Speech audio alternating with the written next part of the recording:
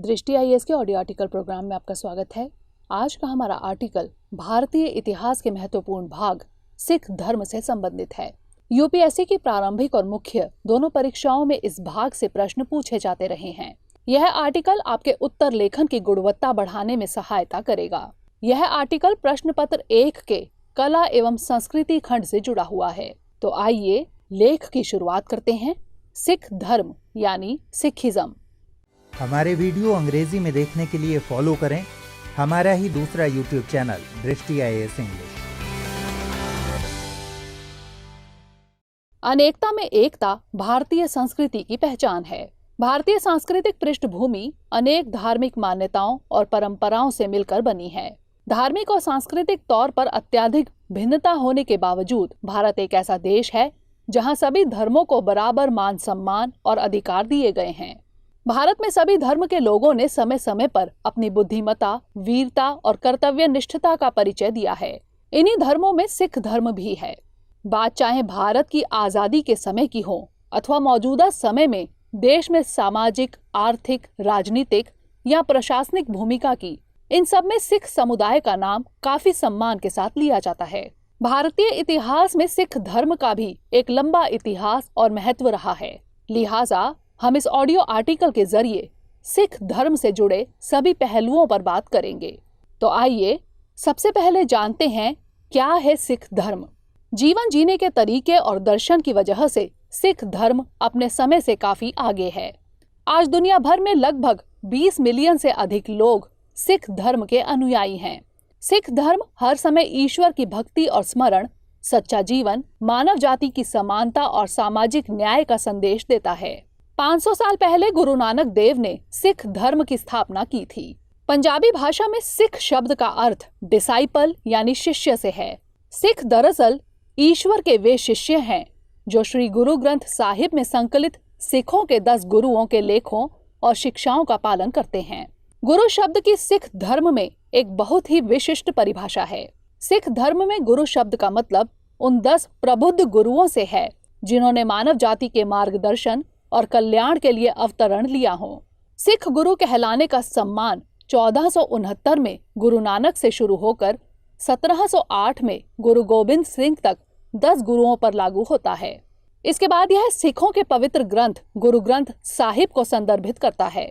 ऐसे में आगे हम सिखों के 10 गुरुओं के बारे में संक्षेप में समझने की कोशिश करेंगे। पहले शुरुआती 5 सिख गुरुओं के बारे में जान समझ लेते हैं। सिख धर्म के संस्थापक और सिखों के पहले गुरु गुरु नानक देव थे। इनका जन्म 15 अप्रैल 1469 को पश्चिमी पंजाब के तलवंडी नामक गांव में एक साधारण हिंदू परिवार में हुआ था। उनके पिता मेहता कालियान दास स्थानीय मुस्लिम अधिकारियों के रोजगार में लेखाकार का काम किया करते थे। गुरु नानक देव ने प्रेम और समझदारी का संदेश दिया था। साथ ही इन्होंने हिंदुओं और मुसलमानों के अंधविश्वासों और कर्म कांडों की आलोचना की थी। गुरु नानक द्वारा स्थापित किए गए इस नए धर्म को उनके बाद लगातार 9 गुरुओं ने अपनाया। गुरु अंगद देव सिख धर्म के 10 गुरुओं में दूसरे स्थान पर थे। गुरु बनने से पहले उन्हें भाई लहना के नाम से जाना जाता था। वह 31 मार्च 1504 को पंजाब के फिरोजपुर के माटे दी सारी गांव में एक हिंदू परिवार में पैदा हुए थे। जब वह गुरु नानक देव से मिले थे तब वह 27 साल के थे। 1539 में गुरु नानक देव ने अंगद देव को अपना उत्तराधिकारी नियुक्त किया था। उन्होंने गुरु नानक द्वारा शुरू किए गए कार्य को जारी रखा और सिख धर्म में कई उल्लेखनीय योगदान भी दिए। उन्होंने पुराने पंजाबी अक्षरों को संशोधित करके एक सरलीकृत वर्णमाला के उपयोग को लोकप्रिय बनाया, जिसे अब गुरुमुखी लिपि के रूप में जाना जाता है। इसके अलावा उन्होंने कई छंद लिखे जो गुरु ग्रंथ साहिब में शामिल हैं। 1552 में अपनी मृत्यु से पहले गुरु अंगद ने अमरदास को अपना उत्तराधिकारी बनाया था। सिखों के तीसरे गुरु की बात करें तो गुरु अमरदास का जन्म 5 मई 1479 को बसरके गांव में हुआ था। गुरु अमरदास ने सिखों के बीच लंगर नामक मुक्त सांप्रदायिक रसोई को संस्थागत रूप दिया। लंगर की रसोई दिन रात सेवा के लिए खुली रहती थी और यह परंपरा आज भी चली आ रही है। गुरु अमरदास ने अपने धार्मिक ग्रंथों के लिए गुरु नानक और गुरु अंगद के भजनों सहित लेखन को संग्रहित करने का काम किया था। गुरु अमरदास ने समाज में लैंगिक समानता पर काम किया। सिख धर्म के संदेश को फैलाने के लिए 52 महिलाओं वाली मसंद नामक एक बैंड को प्रशिक्षित भी किया। उन्होंने देश भर में 22 सूबे भी स्थापित किए, जिन्हें मंजी कहा जाता था। 1567 में लाहौर जाते समय मुगल सम्राट अकबर गुरु अमरदास से मिले थे। गुरु अमरदास से प्रभावित होकर अकबर ने लंगर रसोई का समर्थन करने का प्रयास किया था। गुरु अमरदास ने समाज में व्याप्त पर्दा प्रथा और सती प्रथा जैसी कुरीतियों का भी पुरजोर विरोध किया था। 1574 में अपनी मृत्यु से पहले उन्होंने गुरु रामदास को अपना उत्तराधिकारी बनाया। सिखों के चौथे गुरु यानी गुरु रामदास का जन्म 24 सितंबर 1534 को लाहौर के साधारण परिवार में हुआ था। उनके बचपन का नाम जेठा था। उन्होंने रामदासपुर शहर को बसाने का काम शुरू किया था। इसके अलावा सिखों के पवित्र शहर अमृतसर को बसाने का श्रेय भी गुरु रामदास को जाता है। इसके अलावा इन्होंने विवाह के लिए आनंद कारज नामक व्यवस्था को शुरू किया था। 1 सितंबर 1581 को अंतिम सांस लेने से पहले गुरु रामदास ने अपने बड़े बेटे गुरु अर्जन को अपना उत्तराधिकारी घोषित किया। गुरु अर्जन यानी सिखों के 5वें गुरु का जन्म 15 अप्रैल 1563 को हुआ था। गुरु अर्जन ने संतोखसर और अमृतसर के 2 तालाबों को पूरा किया और रामदासपुर का विस्तार किया। इसके अलावा उन्होंने अमृतसर के तालाब के बीच में श्री हरमंदिर साहिब यानी स्वर्ण मंदिर की नींव रखी। इनके समकालीन मुगल शासक सम्राट अकबर और जहांगीर रहे। गुरु अर्जन देव को अपने बड़े भाई पृथ्वीचंद और दिल्ली के अमीर हिंदू बैंकर चंदू शाह के षड्यंत्रों का शिकार होना पड़ा था। फलतः जहांगीर ने मुर्तजा खां से गुरु अर्जन को पकड़कर जेल में डालने का आदेश दे दिया था। जहांगीर के समक्ष पेश होने से पहले गुरु अर्जन ने अपने पुत्र हरगोविंद को अपना उत्तराधिकारी घोषित किया था। जेल में गुरु अर्जन को यातनाएं दी गई और उन्हें प्रताड़ित किया गया। 30 मई 1606 को रावी नदी में स्नान करने के दौरान उन्होंने अंतिम सांस ली। आइए अब आखिरी 5 सिख गुरुओं को फौरी तौर पर देख लेते हैं। गुरु हरगोबिंद सिखों के छठे गुरु थे। इनका जन्म 1595 को वडाली गांव में हुआ था। गुरु हरगोबिंद ने अमृतसर में स्वर्ण मंदिर के सामने एक नए मंदिर अकाल तख्त की नींव रखी। गुरु हरगोबिंद ने मीरी और पीरी नामक 2 कृपाणों की अवधारणा रखी थी। मीरी धर्मनिरपेक्ष शक्ति की अवधारणा का प्रतीक, जबकि पीरी आध्यात्मिक अधिकार की अवधारणा का प्रतीक है। उन्होंने किरतपुर शहर और करतारपुर में ब्यास नदी के तट पर हरगोबिंदपुर शहर का निर्माण किया।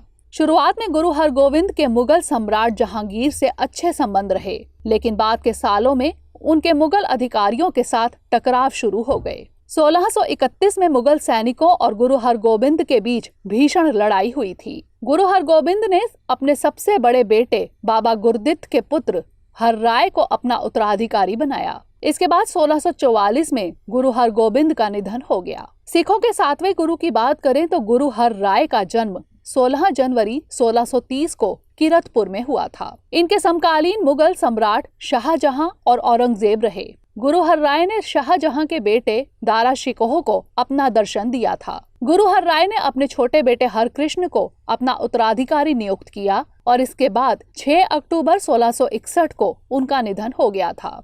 गुरु हरकृष्ण जब महज 5 साल के थे तब उन्हें सिखों के 8वें गुरु के रूप में नियुक्त किया गया था।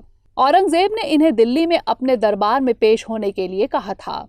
तब राजा जय सिंह ने दिल्ली में गुरु हरकृष्ण की सुरक्षा का वादा किया था। जब गुरु हरकृष्ण दिल्ली आए थे उस समय दिल्ली में चेचक महामारी फैली हुई थी। कई लोगों को ठीक करते करते गुरु भी इस बीमारी की चपेट में आ गए और 30 मार्च 1664 को 8 साल की अल्पायु में ही उनका निधन हो गया था। सिखों के 9वें गुरु यानी गुरु तेग बहादुर गुरु हरगोबिंद और बीबी नानकी के सबसे छोटे पुत्र थे। इनका जन्म 1 अप्रैल 1621 को अमृतसर में हुआ था। गुरु तेग बहादुर के बचपन का नाम त्यागमल था। गुरु तेग बहादुर ने बाबा बकाला नामक स्थान पर साधना की थी। गुरु तेग बहादुर ने अपनी मां के सम्मान में चक नानकी नाम से एक शहर की स्थापना की थी, जिसे बाद में आनंदपुर साहिब के नाम से जाना जाने लगा। औरंगजेब ने गुरु तेग बहादुर से जबरन धर्म परिवर्तन के लिए कहा था, लेकिन गुरु तेग बहादुर ने ऐसा करने से मना कर दिया था। इसके बाद औरंगजेब ने गुरु की तत्काल गिरफ्तारी के आदेश दे दिए थे। 11 नवंबर 1675 को औरंगजेब के आदेश पर दिल्ली के चांदनी चौक पर गुरु तेग बहादुर जी का शीश धड़ से अलग कर दिया गया। बाद में गुरु तेग बहादुर की याद में उनके शहीदी स्थल पर चांदनी चौक में शीशगंज साहिब नामक गुरुद्वारा बनाया गया। इसके बाद गुरु गोबिंद सिंह महज 9 साल की उम्र में अपने पिता गुरु तेग बहादुर के उत्तराधिकारी बने। गुरु गोबिंद सिंह सिखों के 10वें और अंतिम गुरु थे। इनका जन्म 22 दिसंबर 1666 को पटना, बिहार में हुआ था। 1699 में गुरु गोबिंद सिंह ने खालसा पंथ की स्थापना की थी। खालसा ऐसे पुरुष और महिलाएं हैं जिन्होंने सिख बपतिस्मा समारोह में भाग लिया हो और जो सिख आचार संहिता एवं परंपराओं का सख्ती से पालन करते हो। साथ ही वे पंथ की 5 निर्धारित भौतिक वस्तुओं मसलन केश, कंघा, कड़ा, कच्छ और कृपाण धारण करते हो। इन 5 वस्तुओं को 5 ककार कहा जाता है। 1708 में अपनी मृत्यु से पहले गुरु गोबिंद सिंह ने किसी इंसान की जगह श्री गुरु ग्रंथ साहिब को अपना उत्तराधिकारी घोषित किया। बिहार के पटना साहिब में एक गुरुद्वारा है जिसका नाम तख्त श्री पटना साहिब है। इसे हम हरमंदिर साहिब के नाम से भी जानते हैं। इस गुरुद्वारे को सिख साम्राज्य के पहले महाराजा रणजीत सिंह द्वारा गुरु गोबिंद सिंह के जन्म स्थान की स्मृति में बनाया गया।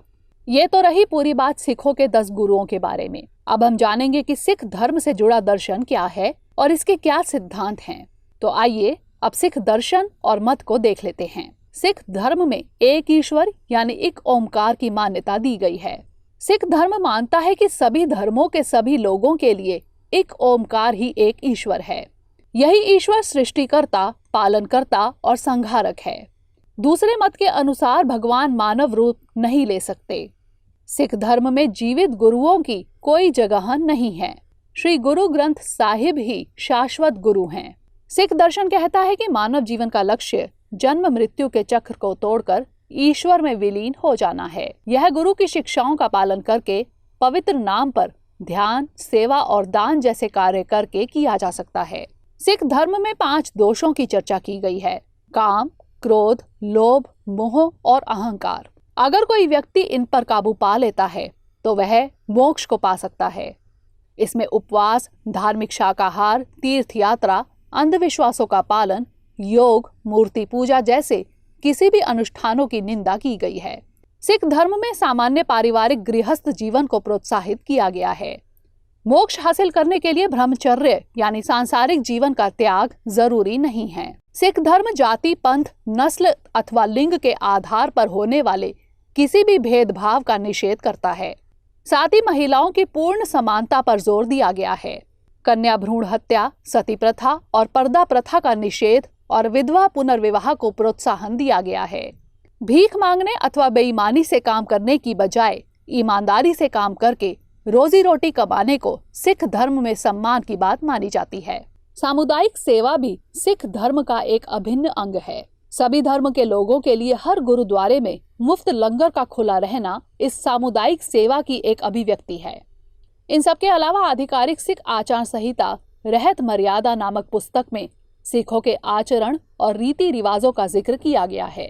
अकाल तख्त द्वारा स्वीकृत और सिख पंथ द्वारा अनुमोदित इस पुस्तक में 4 अनुष्ठानों का जिक्र किया गया है। पहला अनुष्ठान है जन्म अथवा नामकरण संस्कार, दूसरा अमृत संस्कार, तीसरा आनंद संस्कार और चौथा अंतिम संस्कार। सिख मत के अनुसार प्रत्येक सिख को 3 कर्तव्यों का पालन करना चाहिए। ये कर्तव्य हैं नाम जपना, कीरत करना और दान करना। नाम जपना यानी हमेशा ईश्वर का ध्यान करना, कीरत करना यानी ईमानदारी से अपना जीवन यापन करना, दान करने को सिख धर्म में वंड छकना भी कहते हैं। इसका अर्थ है कि अपनी कमाई को दूसरों के साथ साझा करना, अर्थात दूसरों को दान देना और उनकी देखभाल करना। ऐसे में हम कह सकते हैं कि सिख धर्म अपने सिद्धांतों और दर्शन के आधार पर दयालुता, प्रेम, सद्भाव, कर्तव्यनिष्ठता और भाईचारे का परिचय देता है। भारतीय इतिहास में सिख धर्म ने इसी तरीके से समय समय पर अपना परिचय दिया है। तो आइए अब आजादी से पहले के सिख धर्म को देख लेते हैं। 10 सिख गुरुओं के बाद गुरुओं का अनुसरण करने वाले सिखों के पहले सैन्य नेता बंदा सिंह बहादुर थे। उन्होंने मुगलों के खिलाफ एक सफल अभियान का नेतृत्व किया था। 1716 में उन्हें मुगलों ने पकड़कर उनकी हत्या कर दी थी। इस सदी के मध्य तक सिखों ने दोबारा अपना वर्चस्व स्थापित किया। 1799 में रणजीत सिंह ने लाहौर पर कब्जा कर लिया था और 1801 में पंजाब को एक स्वतंत्र राज्य और खुद को महाराजा के रूप में स्थापित किया। वह एक ऐसे समय में भी कुशल शासक साबित हुए जब सिख अल्पमत में थे। उन्होंने अपनी पहचान एक धर्मनिष्ठ शासक के रूप में बनाई। वह हिंदुओं और मुसलमानों के धार्मिक कार्यों में भी हिस्सा लिया करते थे। 1839 में महाराजा रणजीत सिंह की हत्या के बाद सिख साम्राज्य कमजोर पड़ गया। 1845 से 46 में ब्रिटिश सैनिकों ने बहुत से सिख क्षेत्रों पर कब्जा कर लिया था। इसके बाद 1849 में सिखों ने अंग्रेजों के खिलाफ फिर से विद्रोह किया, जिसमें वे निर्णायक रूप से अंग्रेजों से हार गए। इस अंतिम लड़ाई के बाद सिखों और अंग्रेजों ने अपने आपसी रिश्तों को सुधारने के प्रयास किए। यहाँ से कुछ विशेषताओं के साथ सिखों की ब्रिटिश सेना में सेवा करने की परंपरा शुरू होने लगी। लेकिन 1919 में जनरल E.H. डायर के नेतृत्व में अमृतसर नरसंहार के साथ ही सिखों और अंग्रेजों के बीच के संबंधों में फिर खटास आ गई। यह ब्रिटिश भारत के इतिहास की सबसे शर्मनाक घटनाओं में से एक थी। इस घटना को जलियांवाला बाग हत्याकांड के नाम से भी जाना जाता है। इस घटना ने भारतीय स्वतंत्रता आंदोलन को और मजबूती दी और यहीं से भारत में ब्रिटिश राज के पतन का मार्ग प्रशस्त होने लगा।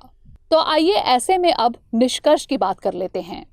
1947 में भारत को आजादी भारत के ही विभाजन के आधार पर मिली, जिसमें भारत से अलग कर एक मुस्लिम राष्ट्र पाकिस्तान बनाया गया था।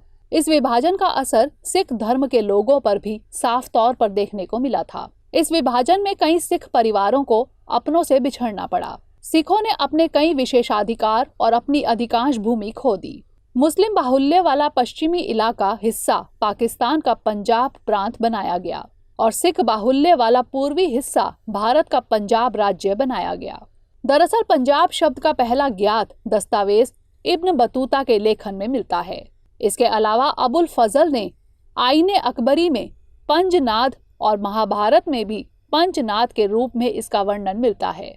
पंचनाद का साधारण सा मतलब होता है 5 नदियों का देश। जहांगीर ने अपनी पुस्तक तुज़ुके जहांगीरी में भी पंजाब शब्द का उल्लेख किया था। 1966 में सिखों द्वारा अलग सिख राज्य की मांग के बाद पंजाब को 3 भागों में बांटा गया। पंजाब, हरियाणा और चंडीगढ़ केंद्र शासित राज्य। इसी दौरान पंजाब के कई इलाकों को हिमाचल प्रदेश में मिला दिया गया। ये विभाजन द पंजाब रीऑर्गेनाइजेशन एक्ट 1966 के तहत किए गए। इसके बाद भी सिख पूरी तरह संतुष्ट नहीं हुए। यह असंतोष आगे चलकर राजनीतिक रूप धारण कर लिया और हिंदू सिख दंगों के रूप में सामने आया। इन दंगों में सिख नेता के रूप में जरनैल सिंह भिंडरावाले का नाम सामने आया। 1983 में भिंडरावाले और उनके निकटतम सहयोगियों ने सिखों के पवित्र स्थान अमृतसर के स्वर्ण मंदिर परिसर में शरण ली। इन्हें पकड़ने के लिए भारतीय सैनिकों ने तत्कालीन प्रधानमंत्री इंदिरा गांधी के आदेशानुसार जून 1984 को ऑपरेशन ब्लू स्टार चलाया। सैनिकों ने इस ऑपरेशन के तहत स्वर्ण मंदिर परिसर पर हमला किया। इस हमले में कई लोग मारे गए और इमारतों को भी क्षति पहुंची। इस घटना के बाद समूचे सिख समुदाय में आक्रोश पैदा हो गया और यह आक्रोश प्रधानमंत्री इंदिरा गांधी की हत्या के रूप में सामने आया। गौरतलब है कि अक्टूबर 1984 में इंदिरा गांधी की हत्या उनके ही 2 सिख अंगरक्षकों ने कर दी। इसके बाद भारत में 4 दिनों तक सिख विरोधी दंगे हुए, जिसमें हजारों लोगों को अपनी जान गंवानी पड़ी थी। मौजूदा समय में चल रहे किसान आंदोलन की वजह से सिख समुदाय एक बार फिर सुर्खियों में आ गया है। हालांकि इस आंदोलन का क्या परिणाम निकलता है, यह अभी भविष्य के गर्त में छुपा हुआ है। आइए अब नोट करते हैं आज का सवाल। सिख दर्शन क्या है? भारतीय इतिहास में सिख धर्म के उतार चढ़ाव और उनकी मौजूदा स्थिति पर संक्षिप्त टिप्पणी कीजिए।